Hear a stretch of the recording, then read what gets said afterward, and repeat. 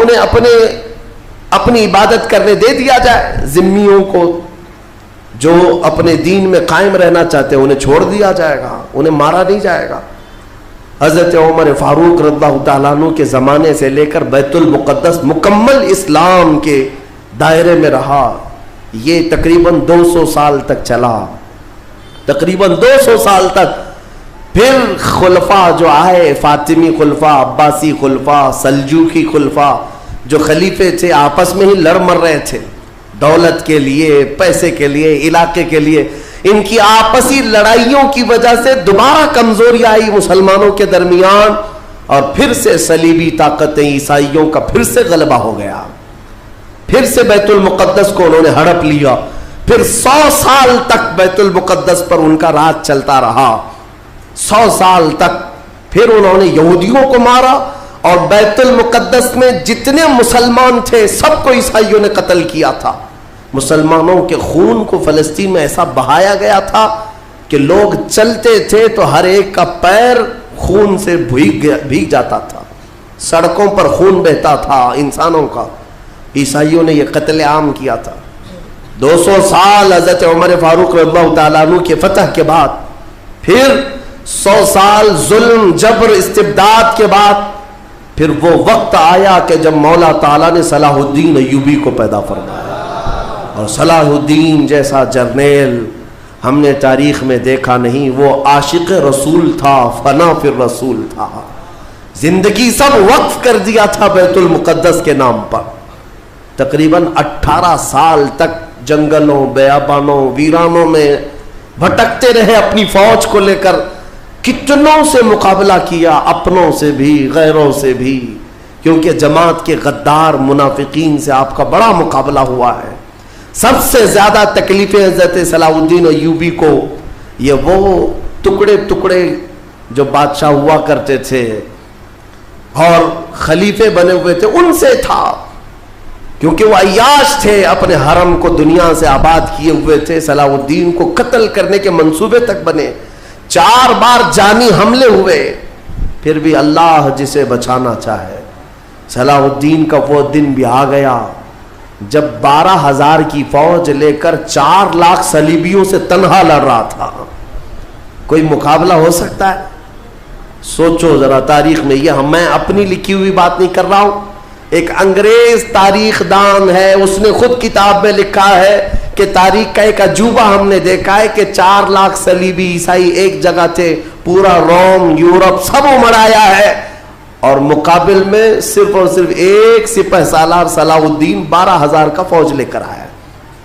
12,000. وجہ یہ ہے میرے عزیزوں, 4 لاکھ وہ لائے ہوں گے کھانے پینے والے, لوٹنے کھسوٹنے والے, لیکن صلاح الدین کے ساتھ جو 12,000 تھے وہ جان کا ہدیہ گنبد خضرا میں پیش کرنے والے تھے. ان عاشقوں کی جماعت تھی, اور اللہ تعالیٰ نے صلاح الدین ایوبی کو فتح عطا فرمائی. پھر سے پرچم اسلام لہرایا. میرے عزیزوں, یہ تاریخ تھی 6 صدی ہجری کی, اب یہ 15ویں صدی آ گئی ہے. 6 صدی ہجری سے لے کر بیت المقدس اذانوں سے گونجتا رہا, نمازوں سے آباد رہا, مومنین کا وہاں پر جمع غفیر رہا, لاکھوں کی تعداد میں لوگوں کا آنا جانا چلتا رہا, بلکہ بڑے بڑے جید علماء صالحین وہاں پر آباد ہوئے. امام غزالی رحمۃ اللہ تعالیٰ علیہ کر کے کتنے لوگوں کو اللہ نے ولایت ہے کہ بیت المقدس 800 سال کے قریب ہو گئے صلاح الدین ایوبی کو واپس لائے ہوئے, لیکن پچھلے 100 سال سے پوری دنیا کے یہودیوں کے اندر ایک یہ فکر پیدا ہوئی کہ ہماری ایک ریاست ہونی چاہیے, ہمارا ایک ملک ہونا چاہیے. یہ مارے مارے پوری دنیا میں پھر رہے تھے. ہٹلر نے ان کو مارا تو امریکہ میں چلے گئے, امریکہ میں مارے گئے تو برطانیہ میں گئے, برطانیہ سے فرانس میں گئے, جگہ جگہ یہ تھوڑے تھوڑے تھوڑے آباد ہوتے رہے. اور اس کے بعد پھر ان کے اندر ایک تحریک پیدا ہوئی 18ویں صدی عیسوی میں کہ تمہاری اپنی ایک ریاست ہونی چاہیے. تو ان کی اپنی ریاست, اتنا اپنا ملک چاہیے کہاں, وہی مقدس زمین جو تمہارے باپ داداؤں کی, کیونکہ یہودی یعقوب علیہ السلام کی اولاد میں اپنے آپ کو کہتے ہیں. تو اس سرزمین پر جانے کے لیے کوششیں کرتے رہے، لیکن فلسطین اس زمانے میں خلافت عثمانیہ کا حصہ تھی، جو ترکی کے بادشاہ تھے۔ ترکی کے انڈر میں فلسطین آتا تھا، تو وہاں پر ان کی مجال نہیں تھی۔ لیکن ہوا یہ کہ 1914 سے 1918 کے بیچ میں فرسٹ ورلڈ وار ہوئی، دنیا کی سب سے بڑی جنگ، پہلی جنگ عظیم، جس میں ترکیوں نے جرمنی کا ساتھ دیا اور ہار گئے برطانیہ انگلینڈ کے مقابل میں۔ تو ہارنے کی وجہ سے ہوا یہ کہ ترکی کی ساری خلافت ختم ہو گئی، خلافت عثمانیہ کے ٹکڑے ٹکڑے ہو گئے، 50 ملکوں پر ان کی اکیلی حکومت تھی، سب ٹکڑے ہو گئے، ترکی کو سب ختم کر دیا گیا، خلافت ختم کر دی گئی۔ یہ 1920 میں خلافت ختم کر دی گئی، اور پھر برطانیہ انگلینڈ کے تسلط میں، اس کے قبضے میں فلسطین بھی آیا۔ یہ وہ زمانہ تھا جب ہمارا انڈیا بھی انگلینڈ کے انڈر میں تھا، ہمارا بھارت بھی۔ برطانیہ ہر ملک فتح کرتے ہوئے اپنے اندر لیتے جا رہے تھے، یہ انگریزوں کی عادت تھی۔ تو فلسطین بھی ان کے اندر میں تھا۔ تو اب ان لوگوں نے یہودیوں کے لیے ایک عام اعلان کیا، ڈکلیریشن آف بالفور کہا جاتا ہے، ایک بالفور اعلامیہ، جس میں اعلان کیا گیا کہ دنیا بھر کے جو بھی یہودی ہیں وہ ہجرت کر کے یہاں آئے، انہیں گھر دیا جائے گا۔ 1921 سے پھر فلسطین میں ایک چھوٹی سی بستی میں ان کو بسایا گیا، 4000 لوگ پہلے آئے، 4000 لوگ آئے، پھر یہ ہجرت کا سلسلہ چلتا رہا یہاں تک کہ 1947 میں ان کی آبادی 36 لاکھ کے قریب ہو گئی، 30-35 لاکھ سے بڑھ کر کے آگے بڑھ گئے۔ اور اس کے بعد پھر 1948 میں ان ظالموں نے اقوام متحدہ UN کی مدد سے یہ اعلان کر دیا پوری دنیا میں کہ اب یہ فلسطین نہیں ہے، اس کا آدھا حصہ اسرائیل ہے، یہ ہمارا ملک ہے۔ بات در حقیقت یہ تھی کہ UN میں، اقوام متحدہ میں یہ بل پاس ہوا تھا کہ یہودیوں کو بھی رہنے دیا جائے، مسلمانوں کو بھی۔ اس فلسطین کے 2 ٹکڑے کیے جائیں گے، ایک مسلمان فلسطین بنائیں گے اور ایک یہودی اسرائیل بنائیں گے۔ آج بھی یہ اقوام متحدہ UN کا یہ بل آج بھی موجود ہے، اقوام متحدہ سے یہ بل پاس ہوا، یہودی تو مان گئے، لیکن پورے عرب کے مسلمان اس کے خلاف تھے کہ عربوں کے بیچوں بیچ ایک یہودی ریاست کیسے قائم ہو سکتی ہے، یہ ہمارا مقدس معاملہ ہے، مقدس سرزمین سے ہمارا تعلق ہے۔ احتجاج کرتے رہے، لیکن ان یہودیوں نے مال کے ذریعے، عورتوں کے ذریعے سارے عرب ملکوں کے جو بادشاہ تھے ان تک اپنا تسلط جما لیا۔ کئی ایسے عرب بادشاہ ہیں جن کی بیویاں یہودی ہیں، ان کے گھروں تک یہ پہنچ گئے اور ان کو ایسا نیوٹرل کر دیا کہ اب وہ فلسطین کے بارے میں بات نہ کریں۔ ہوا یہ کہ اسرائیل تو بن گیا، لیکن آج تک فلسطین نہیں بن سکا۔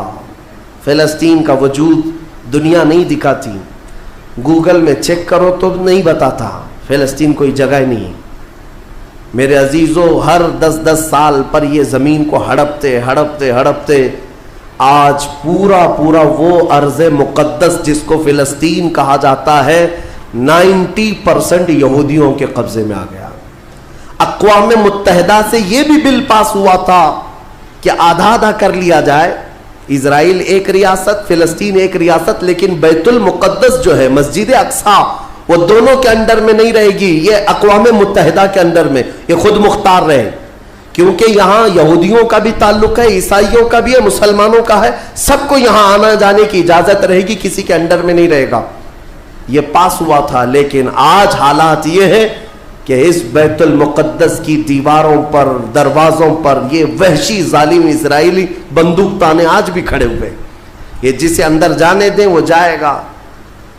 پوری دنیا اپنی آنکھوں سے دیکھ رہی ہے ان کی خیانت، ان کی غداری کو، لیکن کوئی ایک جملہ تک نہیں کہتا کہ اسرائیل دہشت گرد ہے۔ آپ کو میں ایک آنکڑے اگر بتاؤں تو آپ کے رونگٹے کھڑے ہو جائیں۔ انہوں نے فلسطین کے مسلمانوں میں سے اب تک 2.5 لاکھ صرف بچوں کو قتل کیا ہے ان اسرائیلیوں نے۔ آج بھی یہ ڈیٹا موجود ہے، انٹرنیٹ پہ موجود ہے، بڑی ویب سائٹس ہیں، انہوں نے شو کیا ہے۔ اقوام متحدہ کی بھی رپورٹ موجود ہے کہ فلسطین کے کتنے مارے گئے. ان دونوں کی جنگ میں 24 لوگ اگر مارے جاتے ہیں تو 23 فلسطینی ہوتے ہیں, ایک اسرائیلی ہوتا ہے. پھر بھی دہشت گرد فلسطین ہے, آتنکواد فلسطین ہے. میرے عزیزو, یہ دنیا جو دوہرا کھیل کھیل رہی ہے اس کو کون بتائے گا آخر؟ وہاں جمعہ کی نماز پڑھنے کے لیے مومنین آج بھی جاتے ہیں, ان پر گولیاں برسا دی جاتی ہیں, لیکن ان جیال مسلمانوں کو ہزاروں سلام جو تلواروں کے سائے میں بھی میرے مولا کی عبادت خشوع و خضوع سے کرتے. میں خود گیا اور دیکھا ہوں, چھوٹے چھوٹے سے بچے, 6 سال کے 8 سال کے بچے ملنے کے لیے آتے ہیں, اور یہ پورے اسلحے میں لیس فوجی کھڑے رہتے ہیں. چھوٹا سا بچہ ان کی گن کو یوں گھماتا ہے اور مسجد میں اندر آتا ہے, ایسا لگتا ہے جیسے وہ کھلونے کو پکڑ رہا ہے. میرے عزیزو, یہ بھی حدیث پاک کے ذریعے سے میں بتاتا ہوں. میرے آقا صلی اللہ علیہ وسلم فرماتے ہیں میری امت کا ایک حصہ قیامت تک باطل سے لڑتا رہے گا, قیامت تک باطل سے لڑتا رہے گا, اور ان کی مخالفت کرنے والوں کا ان پر کچھ بھی اثر نہیں ہوگا, اور دنیا میں کوئی بلا بھی پھیلے تو اس جماعت پر کچھ اثر نہیں ہوگا. صحابہ نے پوچھا یا رسول اللہ آپ کی امت کا وہ حصہ کون ہے؟ میرے آقا فرماتے ہیں بیت المقدس کے آس پاس رہنے والے مومنین کی جماعت ہے. ان کی فضیلت میں میرے آقا نے فرمایا قیامت تک لڑتے رہیں گے, قیامت تک, اور ان کی خلاف کرنے والوں کا ان پر کچھ بھی اثر نہیں ہوگا. اور ہم دیکھ رہے ہیں, ارے بڑی بڑی عمارتیں ایک بم سے گرا دیا, دوسرے دن ان کے آس پاس ان کی گاڑیاں بھی چل رہی ہیں, دکانیں بھی چل رہی ہیں, بازار بھی چل رہا ہے.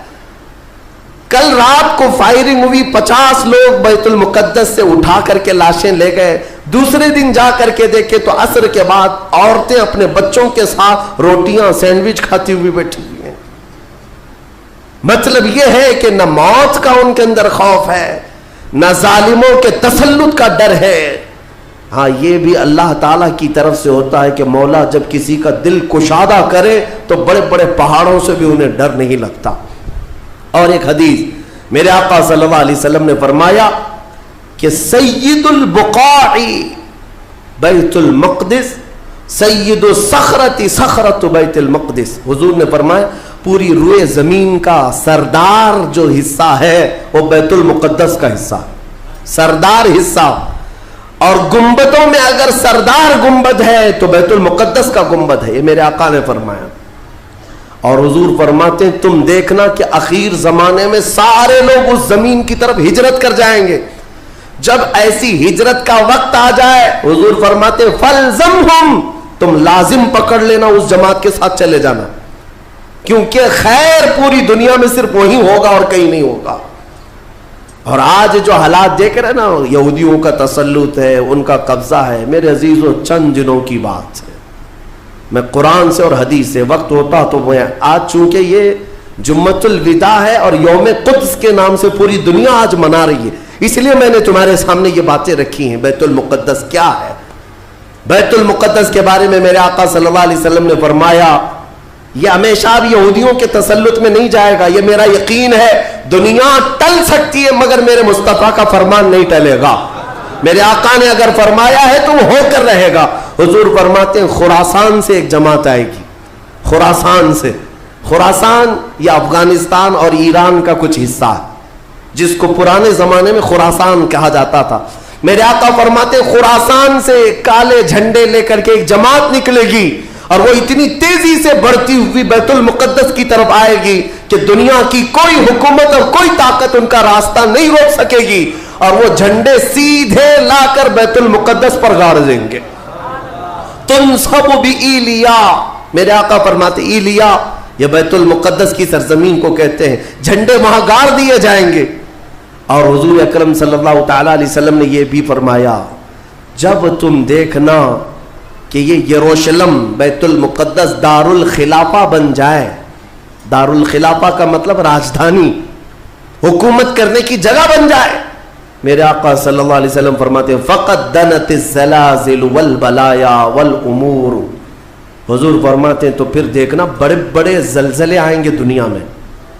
جب یروشلم کو راجدھانی بنا دیا جائے دارالخلافہ.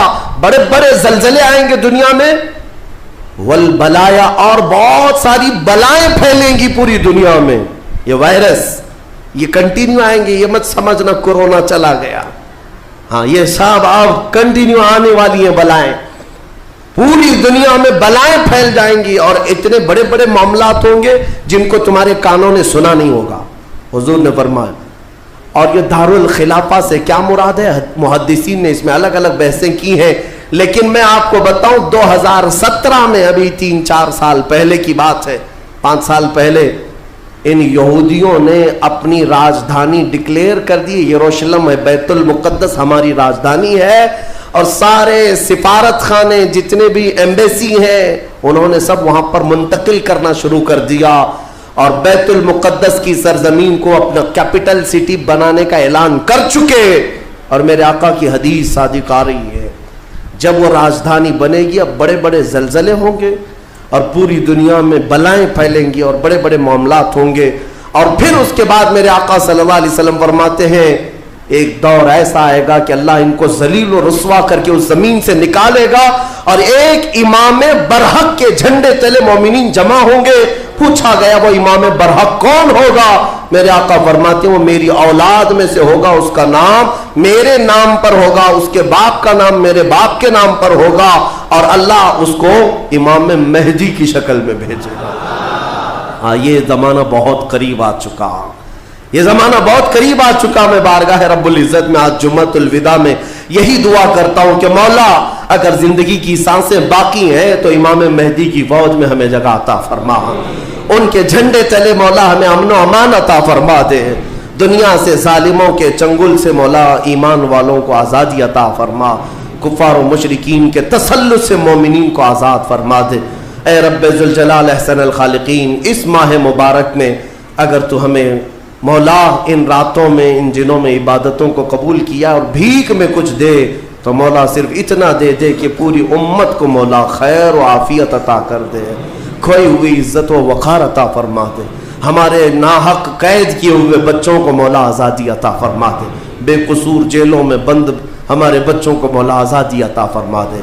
وصلی اللہ تعالی علی خیر خلق محمد وآلہ واصحابہ اجمعین, وآخر دعوانا الحمد للہ رب العالمین.